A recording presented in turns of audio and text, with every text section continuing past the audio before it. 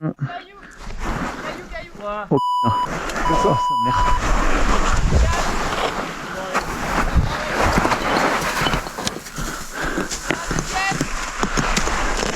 Oh yes. Bon. Allez. Petit coup de chaleur là. T'es prêt? Faut que j'aille. Ouais, faut que j'aille là. C'est bon?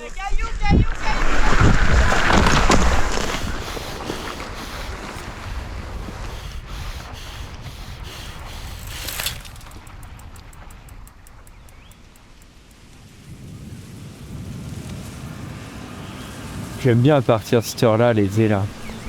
C'est chouette. On considère comme à la maison aussi? C'est une bonne question, ça. On me la pose à chaque fois. Je sais pas trop ce que ça veut dire à la maison.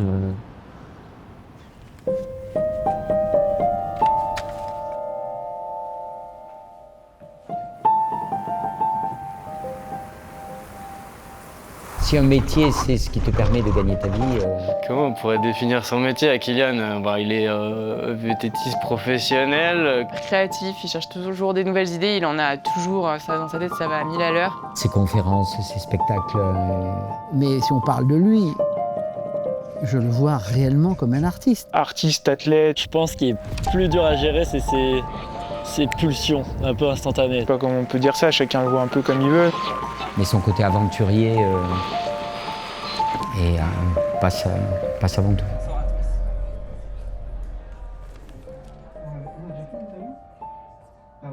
Non. On va juste discuter. Ok. Mais il n'y a pas de bonne ou mauvaise réponse. Si tu te trompes, c'est pas grave. Enfin, en fait, on discute. Donc là, ça marche. Okay. Première question importante. Tu fais quoi dans la vie?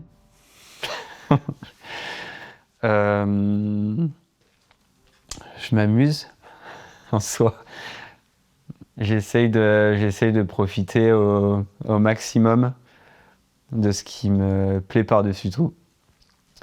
Le vélo, la montagne, les gens qui m'entourent et toute l'addition de cette challenge. Et comment toi tu te définirais? Elles vont toutes être comme ça, tes questions?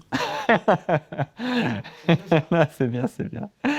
Non, c'est bien. J'aime bien qu'on le fasse comme ça parce que ça va m'aider à sortir un peu des réponses classiques que j'ai l'habitude de donner. Ouais.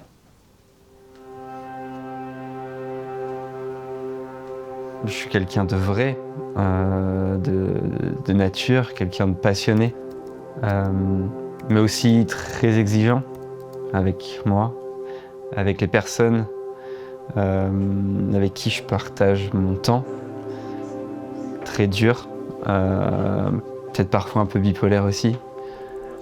Je peux sembler difficile à comprendre, ce qui peut me faire du mal aussi parfois, ce qui a pu me faire du mal par le passé, des moments où j'ai accepté par contre d'être moi-même, ça a changé, d'être différent. Pas être différent pour être différent, juste dire que je suis différent, je l'assume, je le sais, c'est comme ça. C'est comme ça que je suis heureux. On peut présenter Kylian comme un pilote VTT qui parcourt le monde et fait des vidéos. Parce que je suis confronté souvent à des réactions de dire il en a de la chance. On ne sait pas ce que ça représente. Toutes les concessions qu'il faut faire, tous les sacrifices. C'est quelqu'un qui se lève tout le temps à 3h, 4h du matin, qui va se coucher très tard, qui, quand on pense qu'il dort, ben non, il dort pas, il est encore sur ses chaînes Instagram, YouTube, à faire ses petits montages perso pour pouvoir communiquer vers l'extérieur, qui prépare et s'intéresse à des sujets connexes que sont sa com, les projets futurs, l'orientation qu'il doit donner à sa carrière. On ne perçoit pas cette difficulté et cette charge de travail et d'énergie qu'il faut pour pouvoir dérouler cette vie, qui est un art de vivre au final. On m'imagine à la base comme quelqu'un qui fait du vélo et qui produit du contenu et qui dédie tout son temps à être dehors sur le vélo et faire 2-3 images avec ses copains derrière la caméra.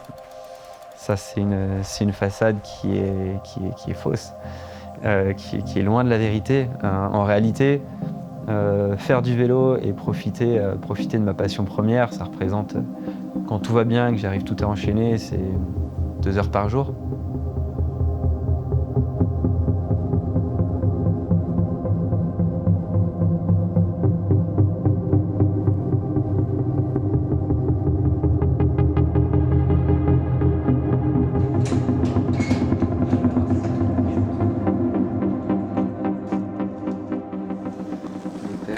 Kylian est né en 1991 à Annecy. Ça correspond un peu ou prou à mon début dans les troupes alpines. Et donc un accès à la montagne estivale ou hivernale immédiate.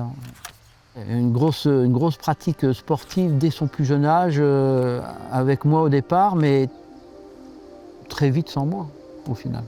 Mon père a passé sa carrière à l'armée, et en tout cas toute mon enfance en tant que chasseur alpin.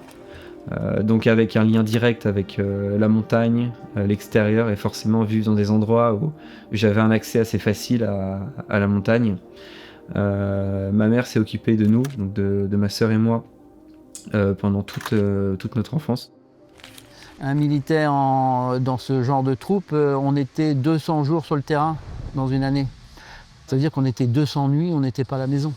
Globalement, moi, pendant 23 ans, j'ai rarement été à la maison. Mon enfance a été rythmée par les absences de mon père. Et tu vois, je te le dis, ça me prend, quoi. Mais ça m'a construit et ça fait celui que je suis aujourd'hui, quoi.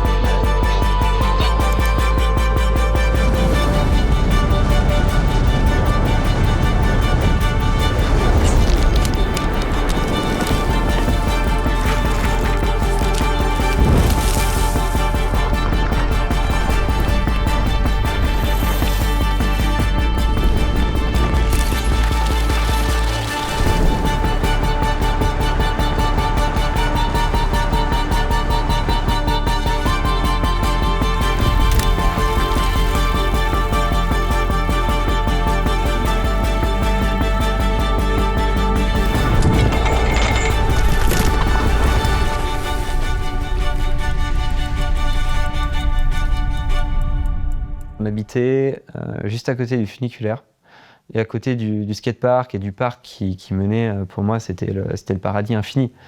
Et je me suis rendu compte à ce moment-là que mon vélo, c'était vraiment l'outil idéal pour m'évader et aller explorer au plus loin de ce qu'il y avait autour de chez moi.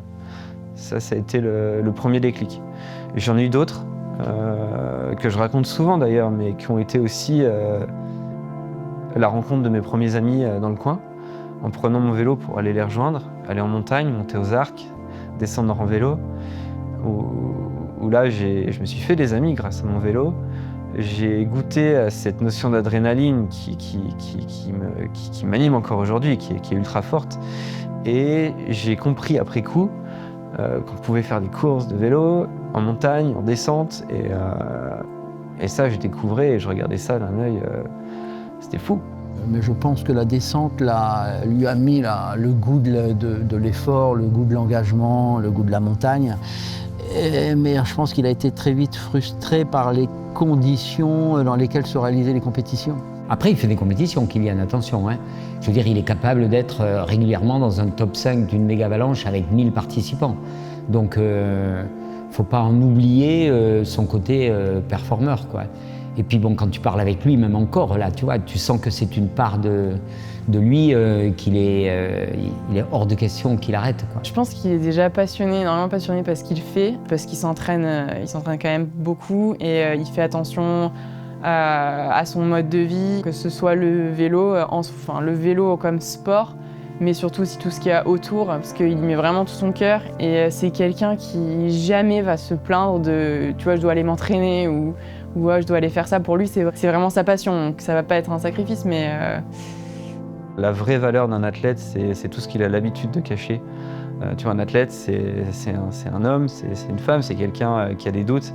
Mais je pense qu'un athlète s'impose une rigueur vis-à-vis de lui-même qui est peut-être différente, qui conditionne sa vie sur sa personne, sur son physique, sur son mental. Quand je parle de challenge, de projet, pour moi, c'est juste la transformation de l'athlète compétition qui s'étoffe à travers l'organisation de mes voyages, à travers tous mes challenges. Donc en fait, oui, je me définis comme un athlète, mais pas seulement par la compétition.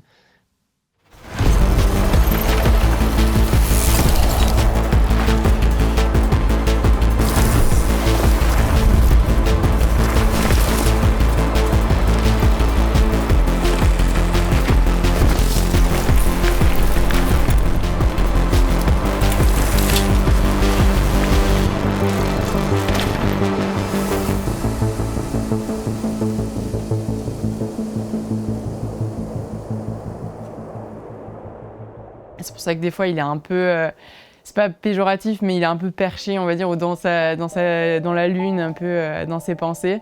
Mais c'est marrant parce qu'il a les pieds vraiment sur terre, mais par contre, il a ces moments où il va penser à ses projets, des idées qu'il aura. Je me projette dans des bulles que je me fais dans ma tête, et ces bulles-là, c'est des rêves. Et la meilleure manière que j'ai trouvé de les exprimer, c'est de les partager en images.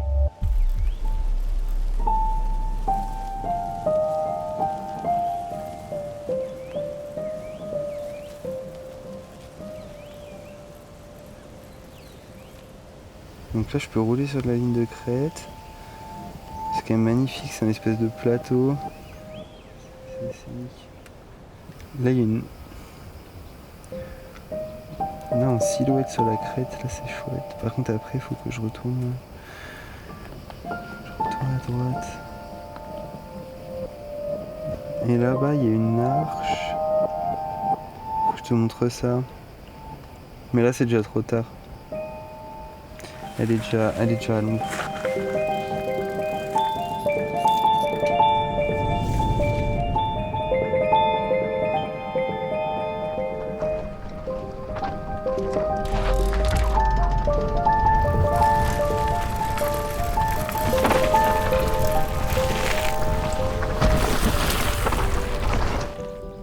J'aurais presque continué après en silhouette, tu sais. Parce qu'en fait, après la seconde partie, tu sais, on voit que je suis clairement sur une espèce de dôme. Tu sais, j'aimais bien comme tu avais l'angle au début, je l'aurais continué, tu sais, un peu en plongée, enfin contre-plongée. Je sais pas, plongée ou contre-plongée? Contre-plongée. Quand t'es plus bas, ouais.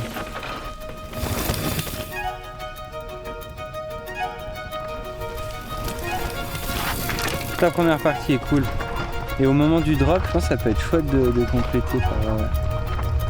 je pense, hein.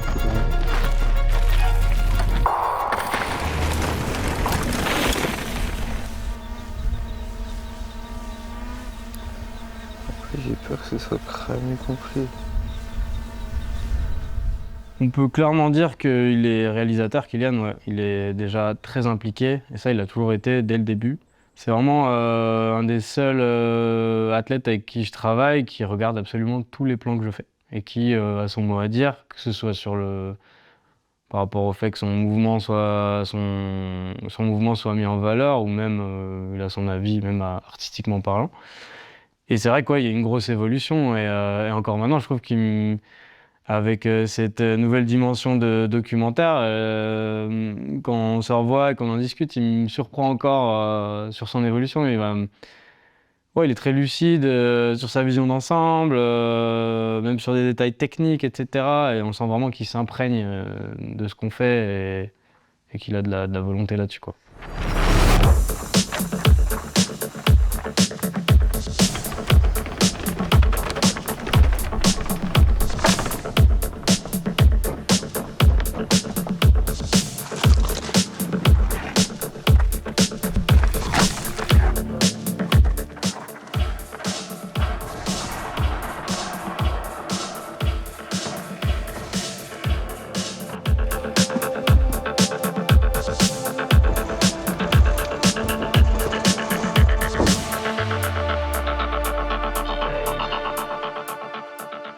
Et je me suis entouré d'amis, qui sont devenus des amis, des personnes avec qui je travaille.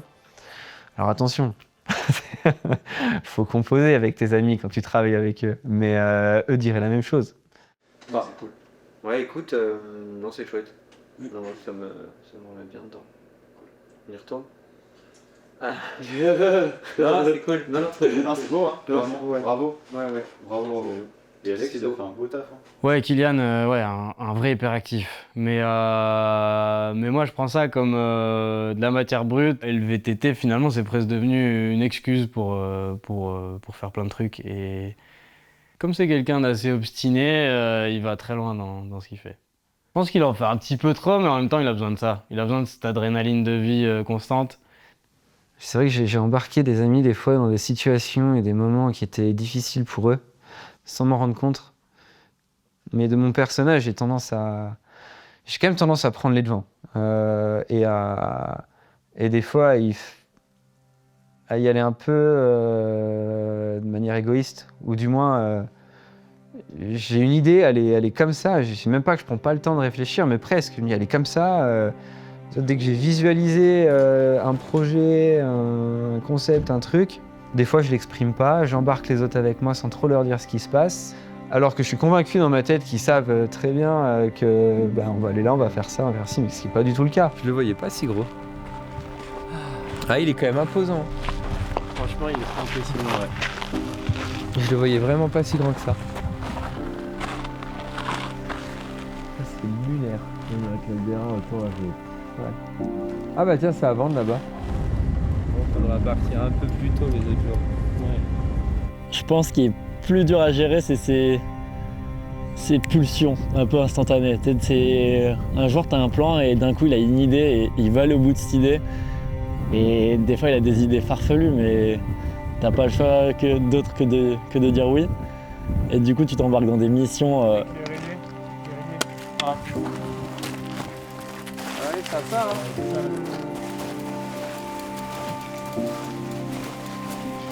Je sais pas si on va aller voir les tracés. Mais... Allez, go! Parce que ça va super vite. On se met en place. Le relou de service, je déteste. Bon, hier, le vieux. Premier jour à Fogo. Je pense qu'on pourrait être pire, hein. Le lever de soleil est trop beau. Et là.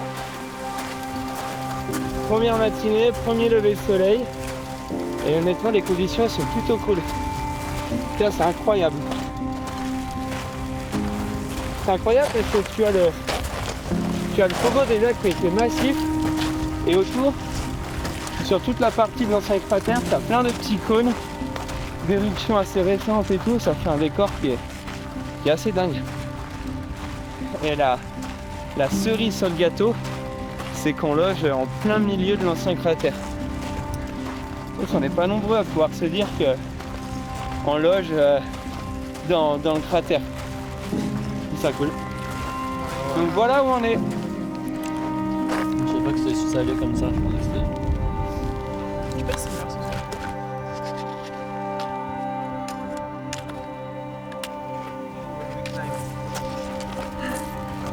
But you can believe me. It's not. Oh my god! Finally. Oh. Wow. Attention avec les bikes. Oh viens, on va rider là-bas. Ah ouais. Oh wow. Kylian, il est loin le sommet. Non, c'est sommet. Les deux. Pico des Fogo. With our bikes.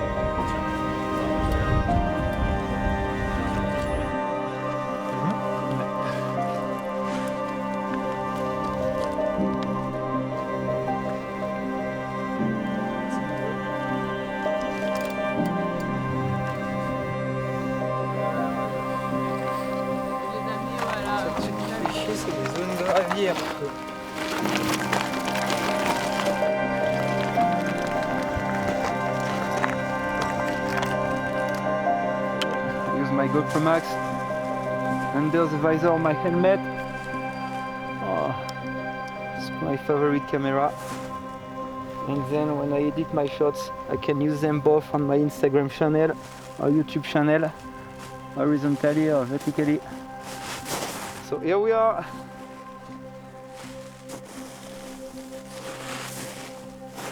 J'ai besoin de faire des trucs comme ça pour GoPro. Je pense que je suis accro aux réseaux sociaux aujourd'hui. Cette manière que j'ai moi-même de consommer les réseaux, elle me pollue mon quotidien. Et c'est là où je mesure mes propos, c'est que ça m'a été autant bénéfique que ce que ça me pollue la vie aujourd'hui. Bénéfique dans le sens où je suis content d'avoir cette proximité que j'ai avec les gens qui me suivent. Et je suis fier de le faire, je suis content de le faire. Mais je me rends compte aussi du côté addictif et prenant des réseaux, et là dans le mauvais sens du terme. Du coup, j'essaye toujours de jongler, d'avoir la bonne balance. Des fois, je suis trop dans l'excès d'isolement, de montagne, de faire ce qui me plaît. À l'inverse, l'excès de consommation des réseaux, l'excès de partage de tout ce que je fais est trop. Mais entre nous, j'aurais pas cette passion de partager mon quotidien du vélo, de la montagne. Je serais pas sur les réseaux. Donc c'est sûr, il a cette part d'influenceur. Et ça, c'est obligé parce que c'est grâce à quoi il vit aujourd'hui, c'est ses followers, c'est les personnes qui le suivent. Mais je trouve que Kylian, il fait du bien dans ce milieu-là. C'est-à-dire que le contenu qu'il produit, c'est quand même du contenu qui est visuel, qui te fait voyager, qui te donne envie de te dépasser aussi dans ton domaine. Mais je suis content parce que Kylian est une des personnes qui a contribué à un peu sortir ce sport, notamment l'enduro, un petit peu de cette confidentialité.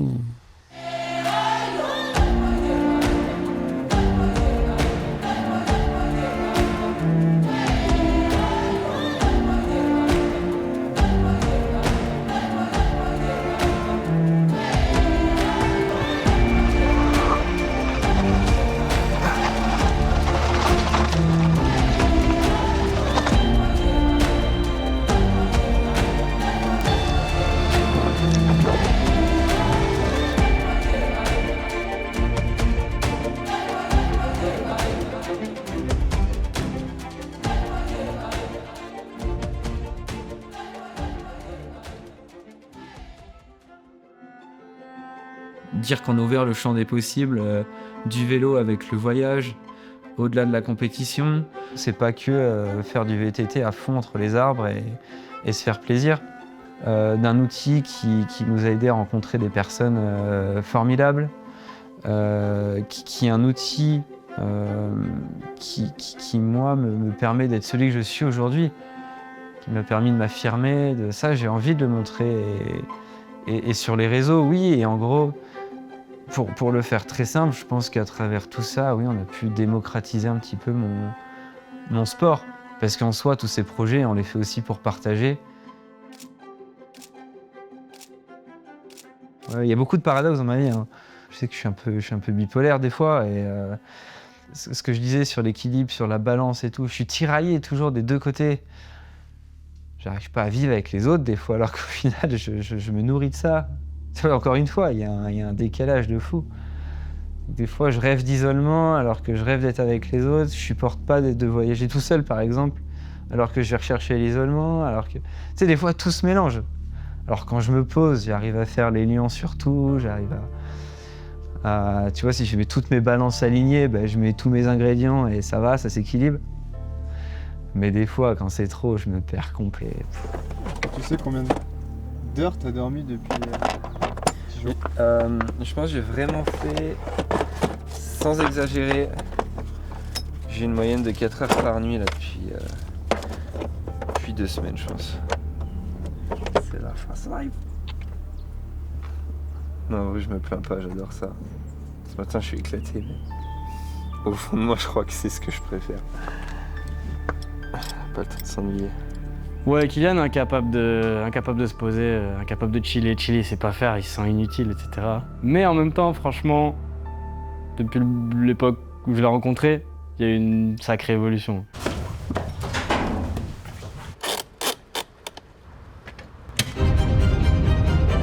Moi j'adore. Est-ce que ce soit le bordel, autant qu'ils se mettent à pleuvoir à fond. Oui, donc ça continue juste là en fait. Oui, c'est ça. Il y en a deux, non?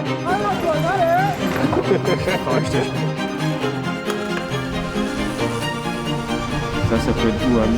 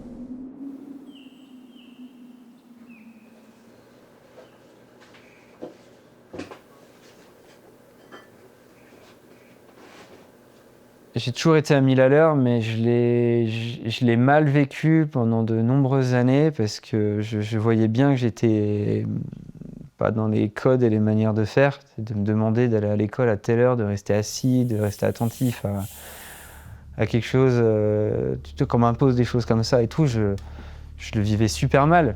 Et en fait, je me projetais déjà sur la suite en me disant mais c'est ça la vie, c'est ça qui m'attend, c'est ça qui me...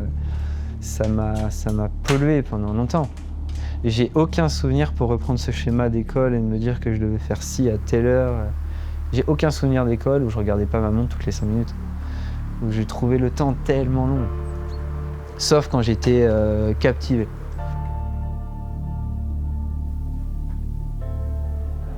À 3 ans, il était déjà différent de ses camarades du même âge.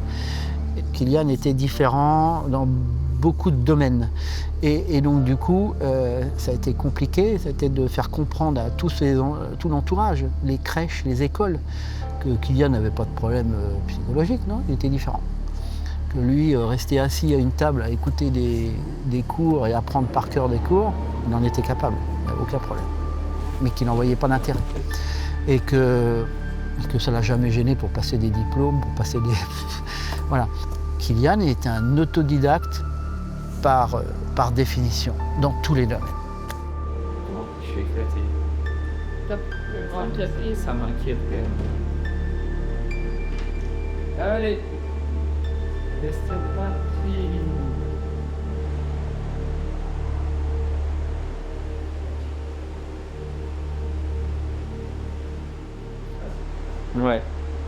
Ouais, toujours.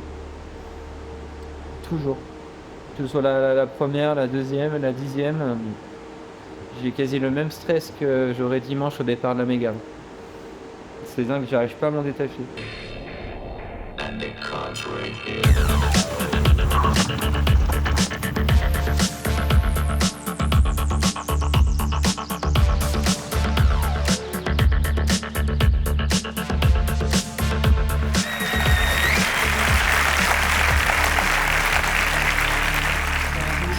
Je vous ai fait une petite feinte. Bon, merci d'être ici ce soir. Salut. Comment t'arrives à faire pour te dire ça peut passer quand comme là sur la falaise ou dans la vidéo cross-country sur les points d'escalade ou quoi, comment t'arrives à te dire si je tombe, je peux me faire très mal pour me tuer et t'arrives quand même à faire? La sécurité, la mise en danger et ainsi de suite, qui était pour les parents qui sont particulièrement stressantes. Quand ils partaient, on ne savait pas dans quel état ils allaient revenir et c'était quand même... Voilà. Pendant longtemps, j'ai souvent mis de côté ces pensées-là, parce que je les voyais comme des pensées qu'allait polluer le moment présent, le moment où où je me dois d'être à fond dans ce que je fais. Comme si, tu vois, quand je fais une ligne risquée, je me mets mes œillères et mes proches, mes amis et tout, dans ces œillères, bah, ils sont pas dans mon champ de vision, quoi.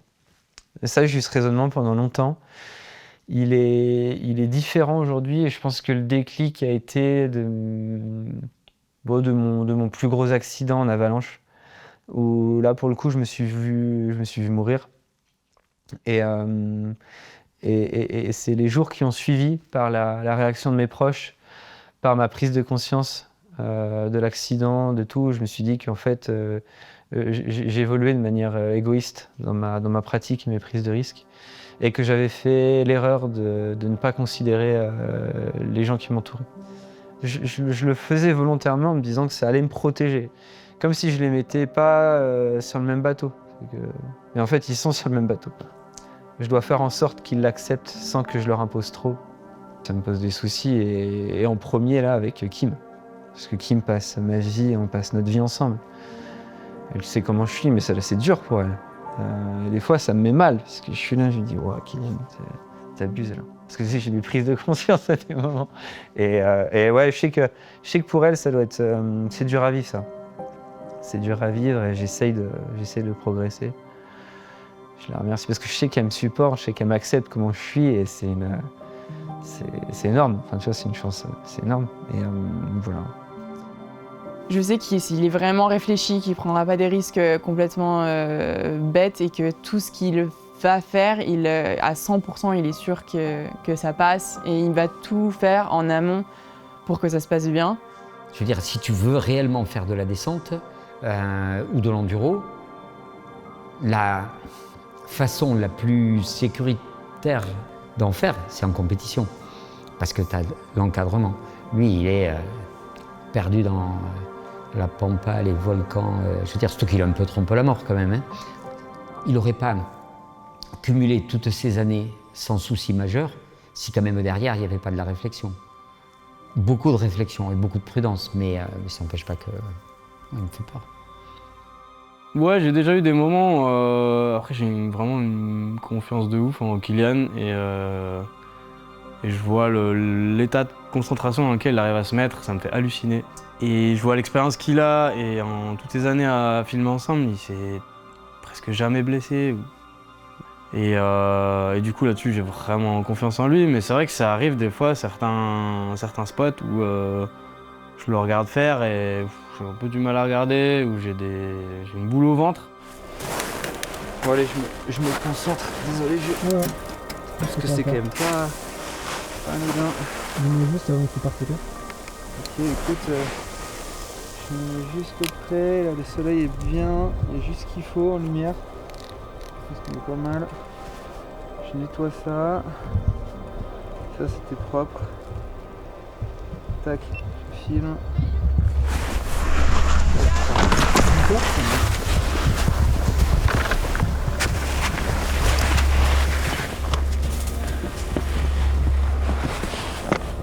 Yes.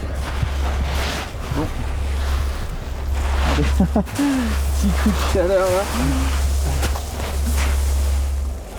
T'es prêt? Attends. Faut que j'aille. Ouais, faut que j'aille là. C'est bon?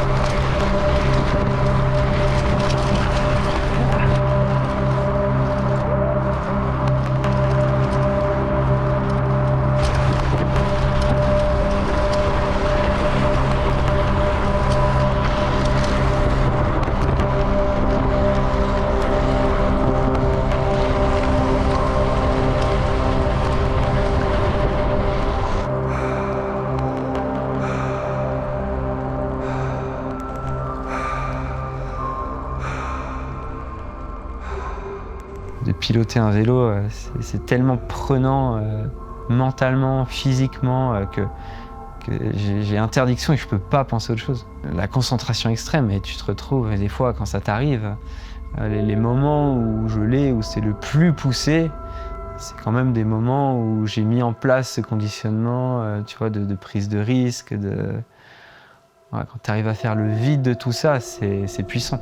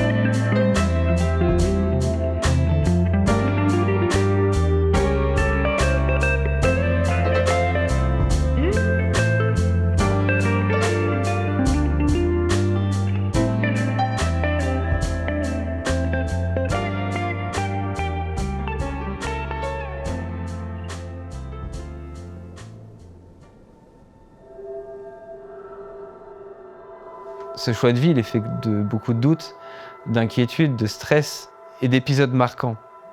Et ça a toujours été lié à des rencontres importantes. Des gens qui m'ont ouvert des yeux ou qui m'ont fait confiance.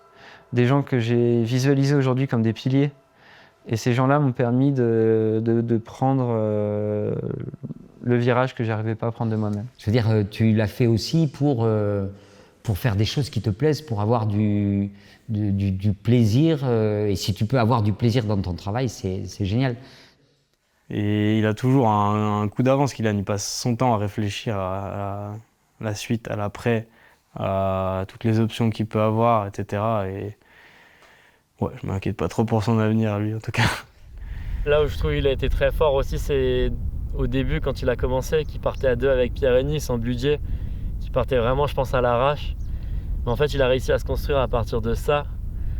Et tu vois qu'il a commencé comme ça, et aujourd'hui, il en est, ouais, c'est une réussite, c'est clair. Mais est-ce que tout le monde aurait été prêt à faire les sacrifices qu'il a fait?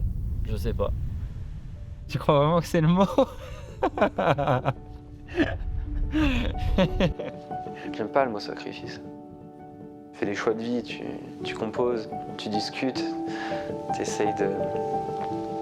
Non, mais pas des sacrifices. Je regrette, là, ces dernières années, de ne pas passer assez de temps avec mes potes, de pas dédier assez de temps avec les gens qui me sont proches. Ça commence à me peser. Plus de temps pour ma vie perso, c'est comme ça que je vais me sentir mieux. Une fois, il est question d'équilibre. Mais je suis loin d'avoir fait tout ce que j'imaginais et tout ce que je veux faire à travers les voyages. Parce que j'ai fait ma vie de nomade un peu. J'aime bouger, j'aime être libre en fait. J'ai du mal encore aujourd'hui à me dire que je peux avoir un endroit et y rester tout mon temps et tout ça, j'essaye de le contrer, mais ça m'anime, ça me fait vivre, ça me challenge. Et ça me challenge pour ma vie, et ma vie qui est de vivre de projets. Je dis pas que je suis sur la fin, mais je suis quand même plus proche de la fin que du début, du moins sur ce que je fais. Là, je suis encore ultra motivé, j'ai encore des projets, je suis pas allé au bout de ce que j'imaginais faire sur le vélo.